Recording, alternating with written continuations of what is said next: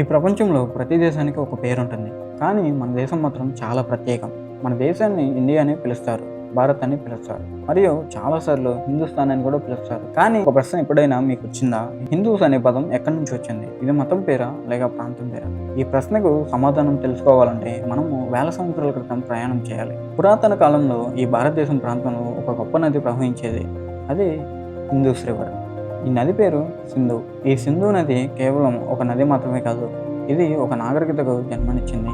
ప్రపంచంలోనే మొదటి నాగరికతలో ఒకటి ఇండస్ వ్యాలీ సివిలైజేషన్. ఈ నాగరికత ఎంతో అభివృద్ధి చెందినది. పట్టణాలు ప్లాన్ చేసి నిర్మించబడ్డాయి. డ్రైనేజ్ సిస్టమ్ కూడా చాలా అడ్వాన్స్డ్గా ఉండేది. వ్యాపారం, వ్యవసాయం, కళలు ఆల్ డెవలప్డ్ అయ్యాయి. ఈ ప్రాంతంలో నివసించిన ప్రజలను సింధు ప్రజలని పిలిచేవారు. కాలం గడిచింది, వివిధ రాజ్యాలు వచ్చాయి, పోయాయి. ఒక సమయంలో పర్షియా ప్రాంతం నుండి వచ్చిన వాళ్ళు ఈ భూమిని చూశారు. వాళ్ళ భాషలో ఒక ప్రత్యేకత ఉంది. వాళ్ళు కా అనే శబ్దాన్ని హాగా పలుకుతారు. అందుకే సింధు అనే పదం వాళ్ళ నోట హిందూగా మారింది. అలా ఈ ప్రాంతాన్ని హిందువులను పిలవడం మొదలుపెట్టారు.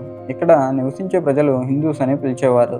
ఇక్కడ ఒక ముఖ్యమైన విషయం గుర్తుపెట్టుకోవాలి. సమయంలో హిందూ అనే పదం మతానికి సంబంధం లేదు. ఇది కేవలం ఒక భౌగోళిక గుర్తింపు మాత్రమే. సింధు నది దగ్గర నివసించే ప్రజలంటే హిందూ. ఇంకా కాలం ముందుకు సాగింది. ఈ భూమిపై వేదాలు, ఉపనిషత్తులు, పురాణాలు ఆల్ డెవలప్ అయ్యాయి. ఈ ఆచారాలు, సంప్రదాయాలు వేరుగా ఒక జీవన విధానంగా మారాయి. బయట దేశాల వాళ్ళు ఈ మొత్తం సంస్కృతిని ఒక పేరుతో పిలవాలనుకున్నారు.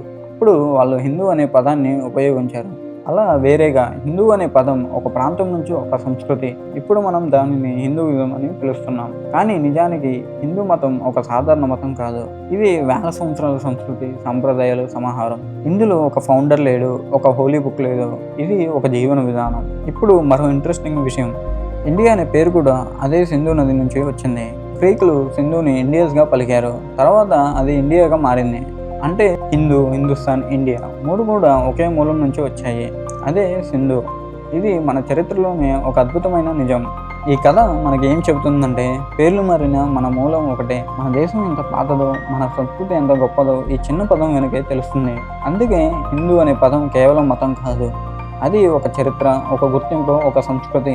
ఇది తెలుసుకోవడం మనకు చాలా ముఖ్యం. ఇంకా ఇలాంటి హిస్టరీ ఫ్యాక్ట్స్ తెలుసుకోవాలంటే ఈ ఛానల్ని సబ్స్క్రైబ్ చేయండి.